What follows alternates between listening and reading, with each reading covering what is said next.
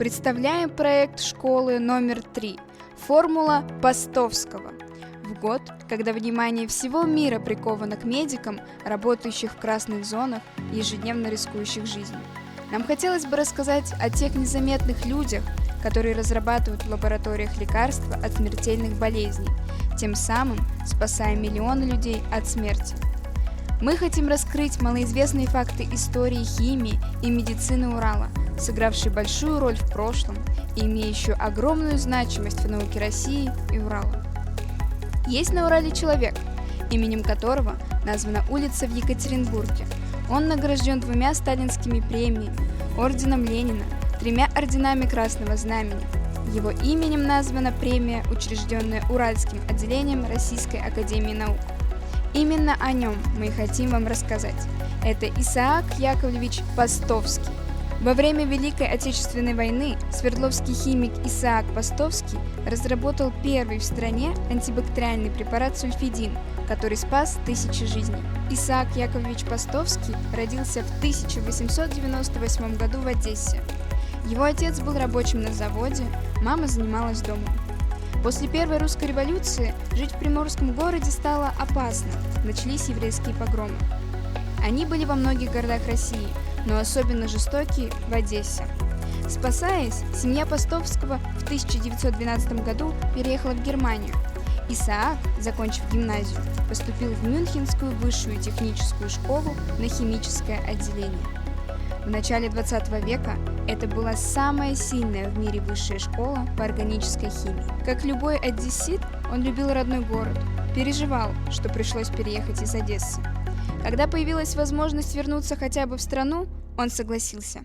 К тому же, это был прекрасный шанс получить самостоятельность в исследованиях, рассказывает Анна Исааковна. Так, в 1926 году Постовский оказался в индустриальном Свердловске, где не было ни трамваев, ни бани. Первая общественная баня в Свердловске открылась в конце 1927 года. Первую трамвайную линию в городе пустили в 1929 году.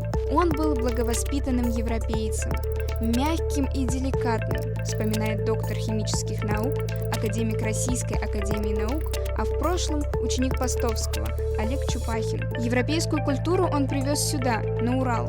Он имел энциклопедические знания, знал 5 языков, очень артистичный был. В первые годы после переезда Постовский занимался исследованиями нефти, которые добывали в бассейне реки Чусовой. Но в начале 30-х, когда был открыт стрептоцит, антибактериальный препарат, он полностью сосредоточился на исследовании и синтезе сульфаниламидов. Исаак Яковлевич вместе с коллегами создавали новые препараты, наиболее удачным из которых по антибактериальным свойствам, токсичности и способу производства оказался сульфидин. Были и другие похожие препараты – сульфазол, сульфатиазол. Это были первые в стране препараты, способные уничтожать бактерии и сдерживать их рост. Тогда в СССР еще не было антибиотиков, но эффективные препараты, способные бороться с инфекциями, были нужны. Руководство страны понимало, что мир находился в полушаге от войны. Германия готовилась к вторжению в Польшу. Советский Союз планировал военные действия в Финляндии. Производство препаратов стало одной из стратегических задач. Нужно было чем-то лечить пневмонию, дизентерию и другие заболевания, которые в антисанитарных условиях военного времени неизбежно стали бы косить солдат. Чем раньше лечили пневмонию? Кто-то пил малину, кто-то смородину, объясняет профессор Чупахин. Против дизентерии использовали древесный уголь. Если бы не появились антибактериальные препараты, жертв войны, конечно, было бы существенно больше. Пушкин же умер не от ранения, а от инфекции. Если бы в то время был сульфидин, возможно, поэт бы выжил. В одном только Свердловске благодаря этому препарату остались живы десятки тысяч людей, подхвативших инфекции. На исследование побочных эффектов и клинические испытания у Постовского и его коллег времени было мало.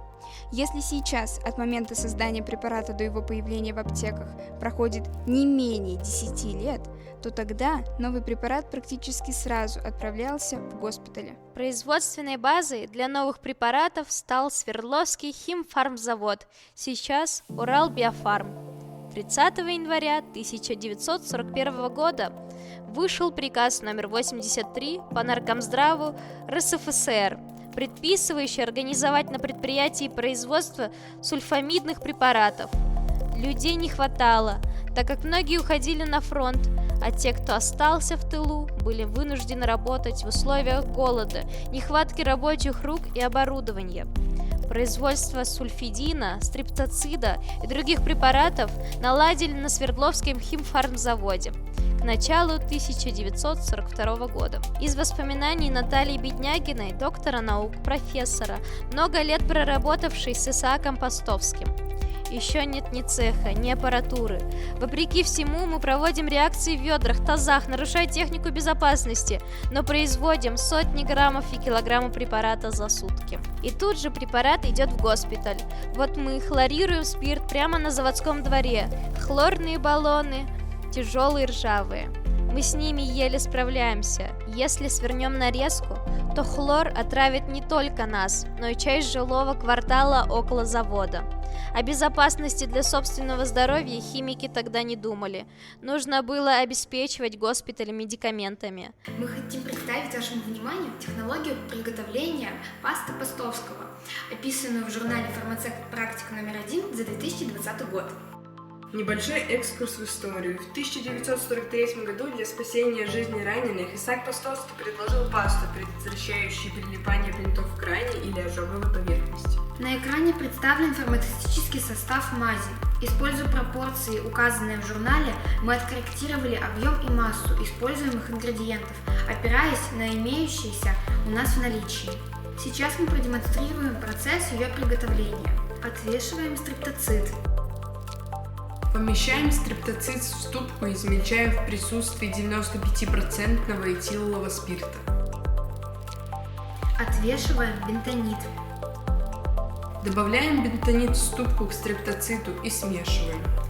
Отмеряем воду очищенную. Добавляем сульфацил натрия и воду, очищенную к полученной смеси. Перемешиваем мазь до однородности. Оставляем мазь для набухания. Мазь готова. Наладив производство сульфидина и других препаратов, Постовский продолжал работать над новыми медикаментами. Для лечения долго не заживающих гнойных ран выпустили специальную пасту Постовского. С туберкулезом помогал бороться препарат того же завода «Ларусан». Этот противотуберкулезный препарат открыт, синтезирован на кафедре органической химии УПИ, возглавлявшейся с 1926 года до конца жизни Исааком Яковлевичем Постовским.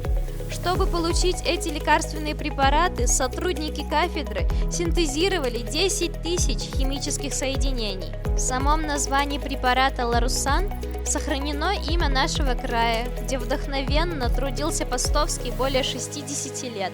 Откиньте в слове «Ларусан» окончание «сан».